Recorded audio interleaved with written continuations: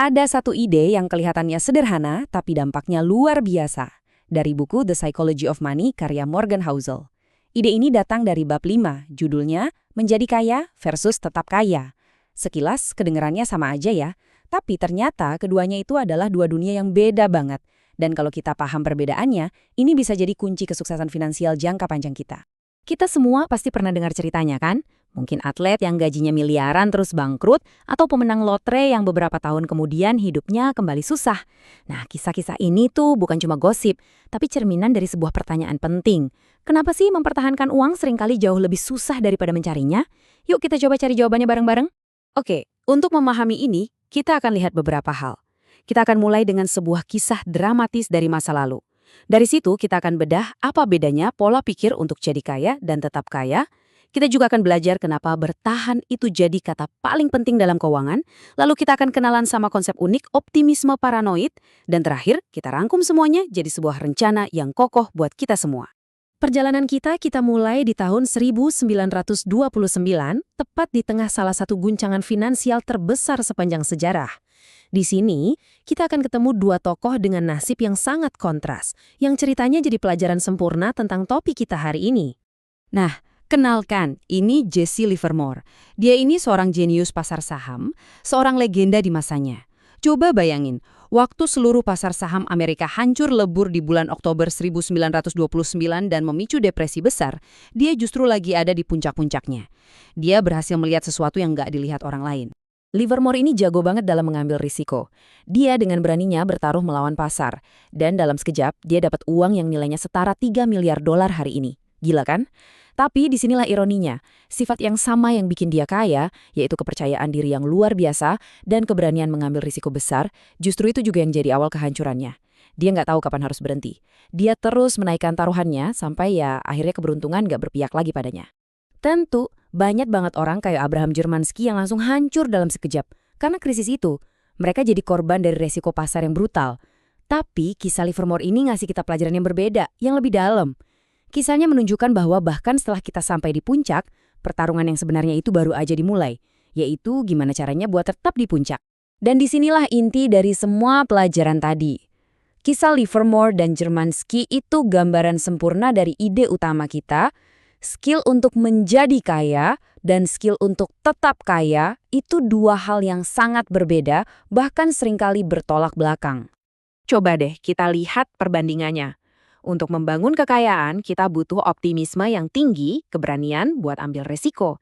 Tapi untuk menjaganya, kita justru butuh kerendahan hati. Kita perlu sadar kalau kesuksesan kita itu mungkin nggak 100% karena kehebatan kita. Tapi ada juga faktor keberuntungan.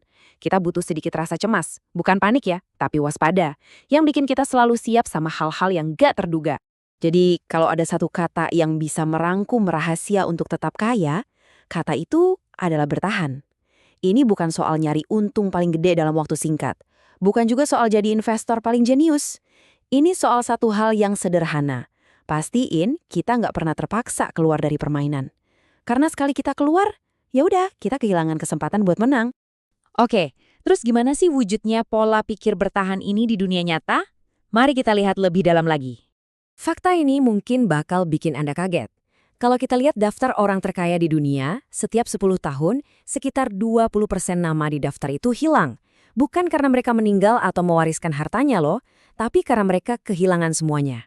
Ini bukti nyata betapa licinnya puncak itu. Kekayaan bisa hilang secepat ia datang kalau nggak dijaga pakai pola pikir bertahan. Kisah 3 partner investasi ini contoh yang klasik banget. Ada Warren Buffett, Charlie Munger, dan Rick Guerin. Ketiganya sama-sama pintar. Tapi waktu pasar lagi gonjang-ganjing di tahun 70-an, perbedaan pola pikir mereka jadi penentu segalanya. Si Guerin ini karena pengen cepet kaya, dia pakai banyak utang. Begitu pasar jatuh, dia nggak punya pilihan lain selain jual sahamnya dengan harga murah. Dan ironisnya, dia jual ke Buffett. Sementara itu, Buffett dan Munger yang sabar dan nggak terburu-buru justru melihat krisis sebagai peluang. Mereka bertahan dan ya kita semua tahu kelanjutan ceritanya. Guerin, meskipun brilian, harus tersingkir karena dia nggak bisa bertahan. Dan ini nyambung banget ke keajaiban terbesar dalam dunia keuangan, compounding atau bunga berbunga. Tapi keajaiban ini punya satu syarat mutlak, waktu. Compounding itu butuh landasan pacu yang panjang banget biar bisa terbang. Dan supaya kita bisa kasih waktu yang cukup, kita harus bisa bertahan melewati semua badai dan rintangan di tengah jalan. Jadi bertahan hidup itu ibarat bahan bakarnya mesin compounding. Lalu, gimana caranya kita menanamkan pola pikir bertahan ini dalam hidup kita sehari-hari? Jawabannya ada di sebuah konsep yang kedengarannya aneh, tapi kuat banget. Namanya optimisme paranoid. Ini seperti menari di antara dua keyakinan. Di satu sisi kita harus optimis kalau dalam jangka panjang ekonomi akan tumbuh, inovasi akan terus ada. Tapi di sisi lain, kita harus paranoid, sadar sepenuhnya kalau jalan menuju ke sana itu penuh lubang dan rintangan yang bisa menghentikan perjalanan kita kapan saja. Coba dia lihat grafik ini. Nah, ini sisi optimismenya. Selama ratusan tahun, meskipun banyak banget gejolak, arah umum ekonomi itu selalu naik. Percaya sama tren besar inilah yang jadi fondasi investasi jangka panjang. Inilah alasan kenapa kita berinvestasi. Tapi, dan ini tapi yang besar banget, ini sisi paranoianya.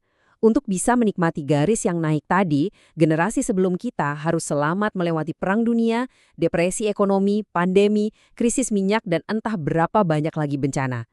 Garis lurus yang indah ke atas itu cuma ada di buku teks. Kenyataannya, perjalanannya itu penuh kekacauan. Tugas kita adalah memastikan kita punya sabuk pengaman buat melewati semua kekacauan itu. Oke, setelah semua cerita dan konsep ini, terus apa dong yang bisa kita bawa pulang? Gimana caranya kita menerapkan ini dalam rencana keuangan kita sendiri supaya nggak gampang goyah? Intinya, ada 3 pilar utama. Pertama, jadilah tak tergoyahkan. Artinya, prioritaskan kemampuan untuk tidur nyenyak di malam hari daripada ngejar untung paling tinggi. Kedua, rencanakan bahwa rencana kita bisa gagal. Selalu siapkan ruang untuk kesalahan. Dan ketiga, terapkan optimisme paranoid. Tetap percaya sama masa depan jangka panjang, tapi jangan pernah meremehkan apa yang bisa salah besok.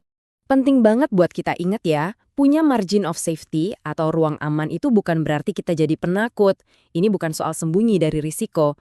Ini tuh ibarat insinyur yang bangun jembatan yang kekuatannya 10 kali lipat dari beban yang diperkirakan. Bukan karena dia pesimis, tapi karena dia mau memastikan jembatan itu nggak akan pernah runtuh. Nah, keuangan kita juga harus seperti itu. Pada akhirnya, semuanya kembali ke sini. Menjadi kaya itu mungkin soal berani ambil kesempatan, tapi tetap kaya adalah soal punya kerendahan hati untuk bisa selamat dari risiko-risiko yang datang bersama kesempatan itu.